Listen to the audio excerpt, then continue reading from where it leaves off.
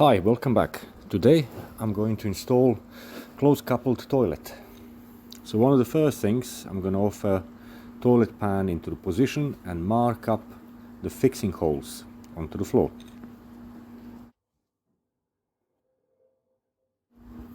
There you can see I marked up edge of the pan and the center of the hole transferred onto the floor on both sides.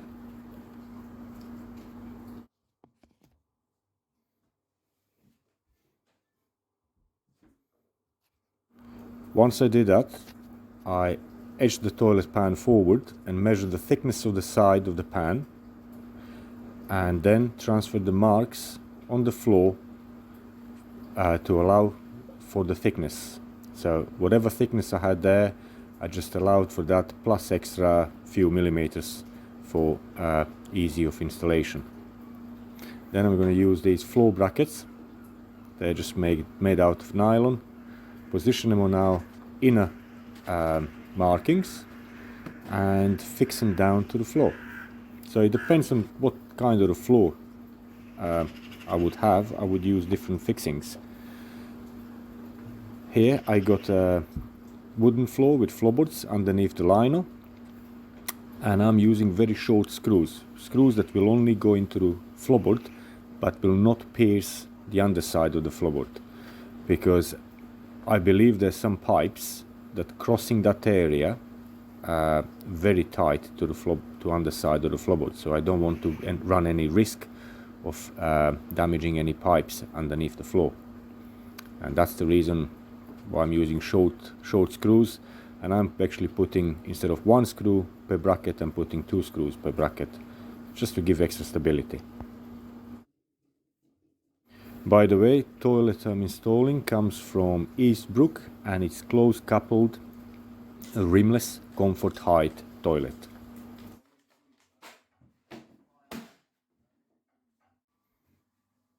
Once floor brackets are installed, I'm going to assemble our toilet cistern, and it consists of few parts that came with a cistern. One of them is flush valve, one of them is fill valve, bottom entry fill valve, and fixing bolts, and also there will be a push button that I'm going to install later on.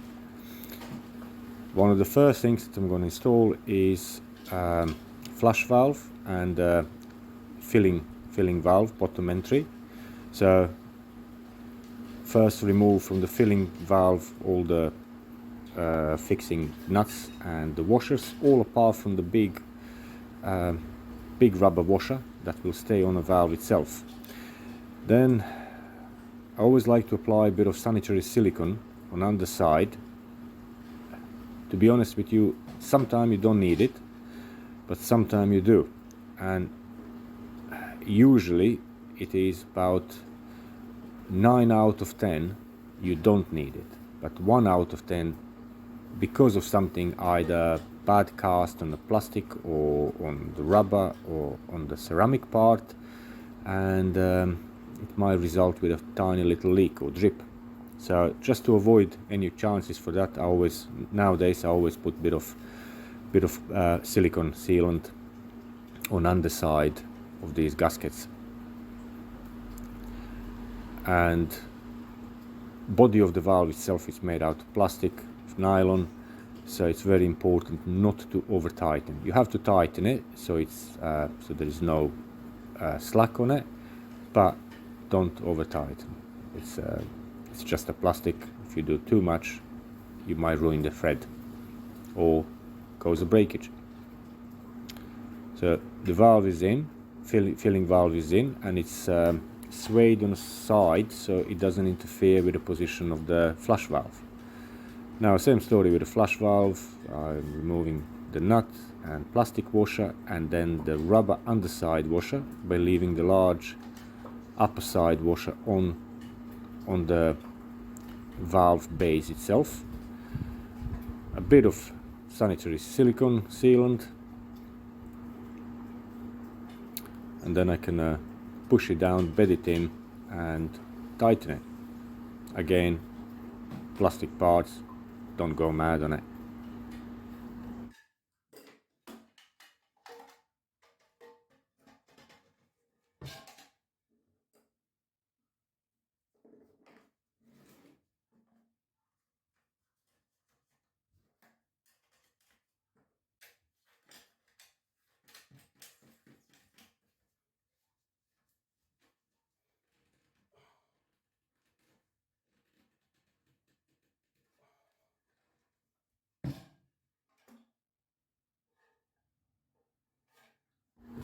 Now the next step will be installing these fixing bolts. Now, oh sorry, this is a little filter that goes on inlet valve on the bottom. Just going to put that quickly on. And yeah, it will be installing these fixing bolts through remaining two holes. Now, there are mainly two different types. You can have steel ones, metal ones. They have additional nuts and washers in where you tighten them tight to the cistern first, and then you can slide them onto the pan and tighten them to pan. They are my preference, but this time these plastic ones came in a kit, so I'm just going to use them. These must only got one set of nuts and washers on, so you need to somehow secure them. I always use a bit of silicone to the cistern. You push them down, and then carefully you have to slide it over the toilet pan. Now, this is a donut ring, another gasket that goes on the bottom of the flush valve that will ensure no splashes are made during flush. So a bit of sealant around the valve gasket, and just find the hole and push it down and just press it down so it's been held by that silicone into the position. Now for the other valve I'll have to remove for the other bolt I'll have to remove flush valve body itself by leaving the base still fixed in. And it's quite a simple process. Usually takes about it's about quarter turn on the top of the valve. You just quarter turn it to the left and then little jiggle wriggle and it should come out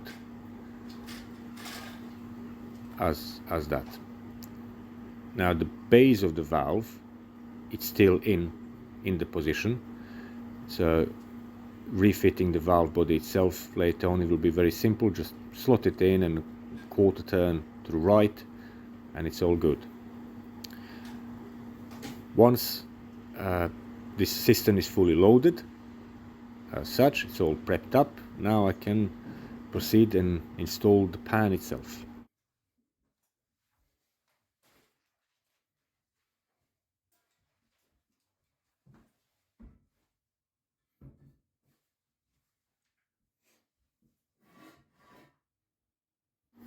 In this case, spigot on the toilet and outlet hole in the wall for the waste are lining up perfectly, so I'm just going to use straight pan connector. As you can see there's one very important thing: remove any packaging or instructions from inside, and first push it nice and tight onto the spigot of the toilet pan, and then with a bit of care sit it over the floor brackets, making sure that pan connector lines up with a soil pipe in the wall, and then just firm push in and bring it to the wall. I'm actually leaving about ½ inch gap between the wall and the toilet pan, because above that there is a section of the window board that sticks out about ½ inch, and I will need to miss it with our cistern, so that's why I'm keeping this toilet pan slightly off the wall there. And then just carefully position cistern over the toilet pan, and then I'm going to use these washers and nuts to fix the fixing bolts down to bottom or underside of the pan. It is a bit tricky, fiddly, but it's doable. Just takes a bit of patience, or a bit more patience.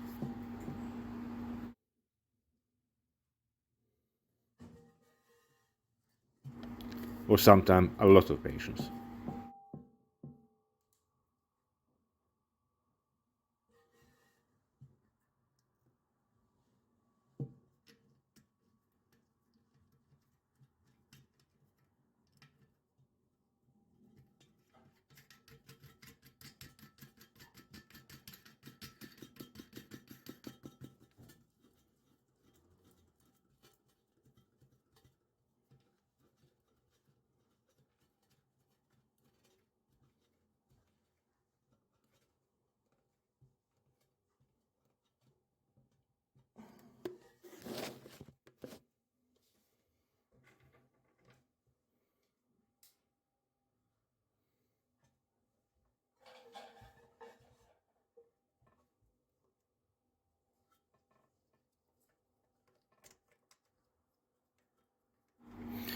During final tightening of the bolts, it's important to actually lean on the toilet system and push it down to the pan nice and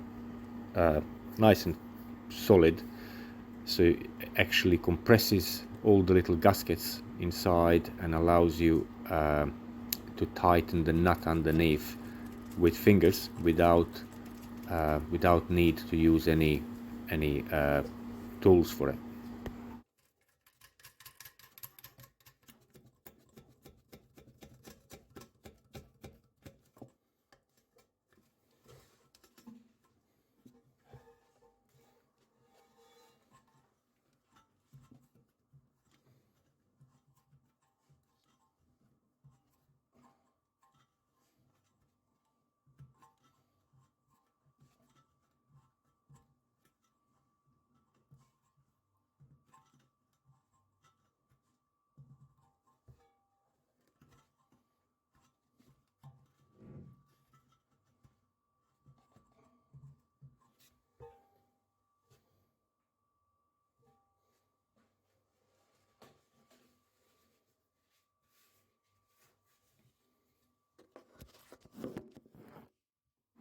On this stage now, I just like to do a little visual check.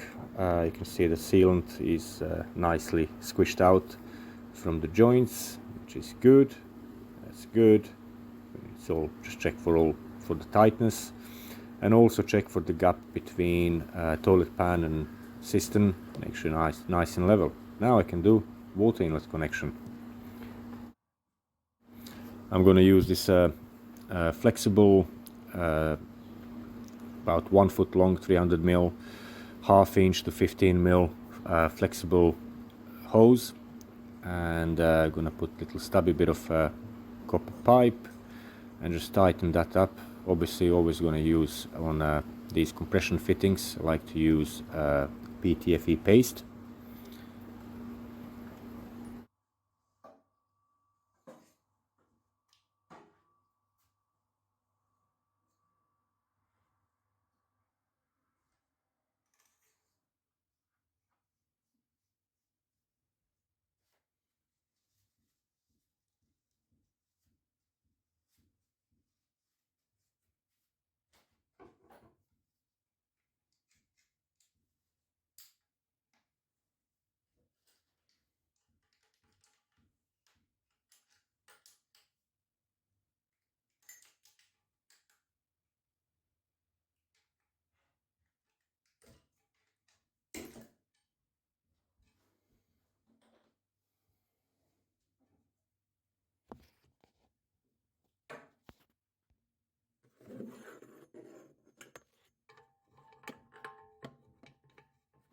Again, fiddly job, but it can be done.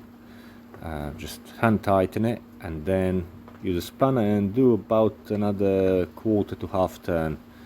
Don't over tighten ever this connection, because it's got rubber seating and the metal thread of the hose goes onto plastic thread of the valve, so you don't want to strip any thread or break any of the joints. It is a bit fiddly, as I said.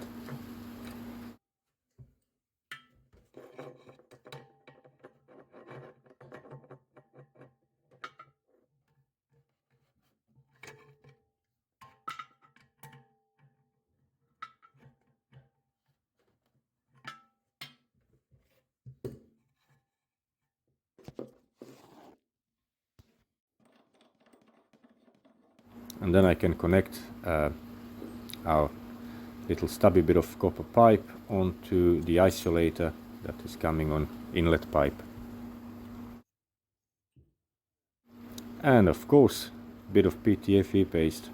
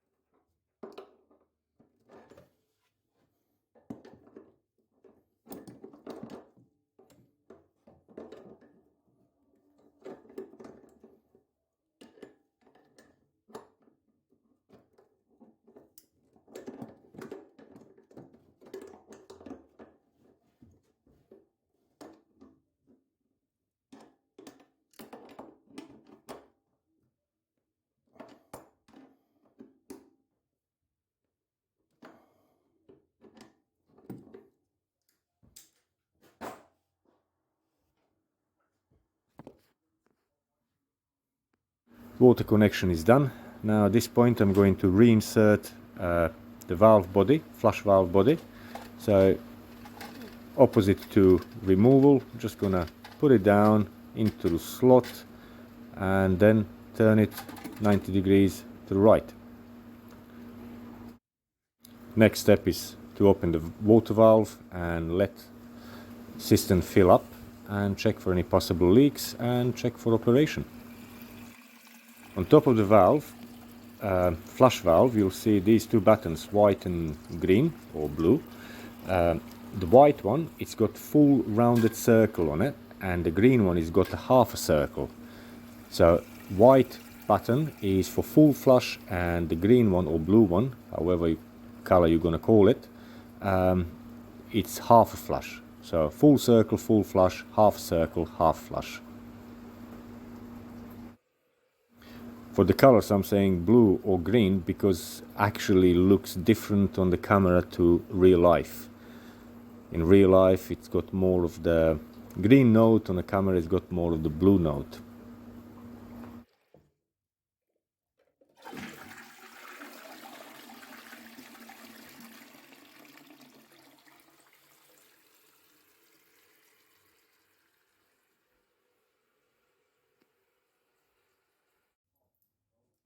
So next step now is to fix top of the toilet. So fixing cistern to this little window board ledge. As you can see, that window board ledge does sit about ½ inch proud of the wall, and that was the reason why I set the pan about ½ inch off the wall. So the cistern sits nice and plumb.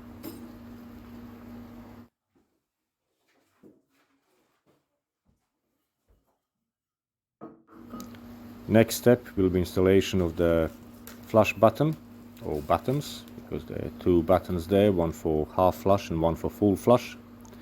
Again, very simple installation. It has got a big fixing nut on underside. Undo that bit, put it in the hole, line it up and tighten that nut up. Just one thing to make sure to keep in mind is keep rotation of the button in right order. So the small button corresponds with half flush button on the valve, and the large button on the push corresponds with full flush. Now this is a little test where you just rest the lid onto the cistern, and if water runs, that means the little prongs are too long. You just have to screw them in to shorten them, and then test the test operation of the buttons.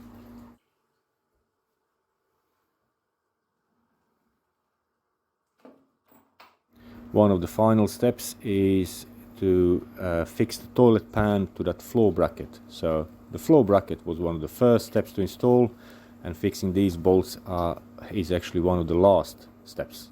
So we use this long plastic washer and the screw supplied, put it in, and then just tighten it. And to be honest, it is a bit tough, so I have to find another way.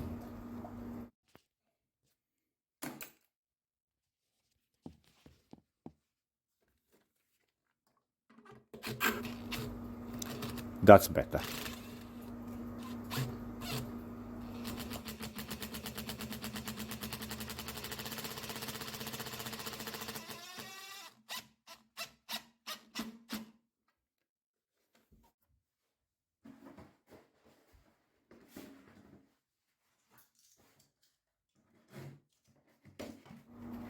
And now, once the pan and cistern are fully installed, I'm going to install toilet seat.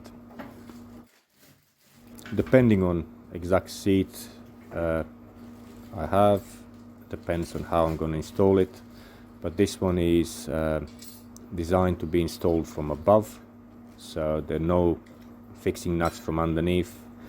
It just gets pushed in from above, lined up, I actually use the toilet seat itself to line it all up, and then just gently start tightening and checking the position of the toilet seat so it doesn't slip, and yeah, that's it. Just make sure it's all tight, nice and tight and solid, because no one likes wobbly seats. On this toilet seat we have these two holes on the bottom. They need to line up with the holes on the fixing brackets. There's also a button on the middle between them holes on the toilet seat. Where you press that, you release little catches inside that you can slide the seat off these little studs. And then just by assisting and holding the brackets, just lower the seat down, line it all up, make sure it all lines up nicely, and tighten it.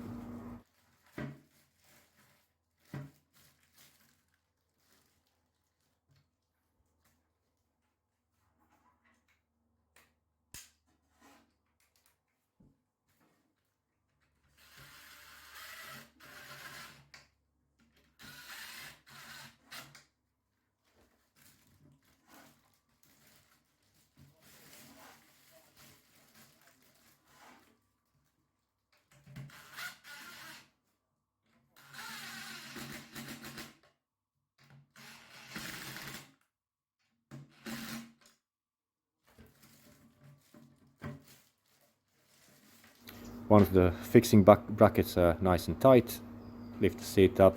There's a button right in between there on the bottom of the base. Press the button, releases the catch and lift the seat. And then next step is just to fit these little cover cups. They just literally snap on.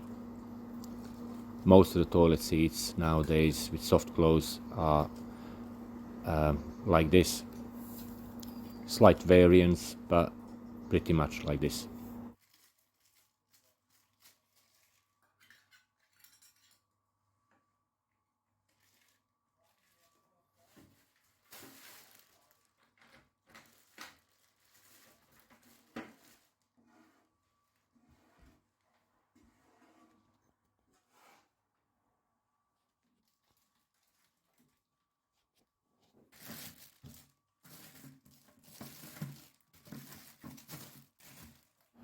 I'm just going to show this flush button again. We got the half button. One side is bigger, that represents full flush, and that has to correspond with button that's got the full circle, and then half a circle button on the other side is a half flush, and it has to be lined up with a small push button. So you got large and small, full flush, half flush. Nice and simple. I keep repeating myself with these flush buttons because I've seen so many toilets with buttons installed the other way around. And then one final steps is cleaning up, so we can leave this toilet with our happy customers.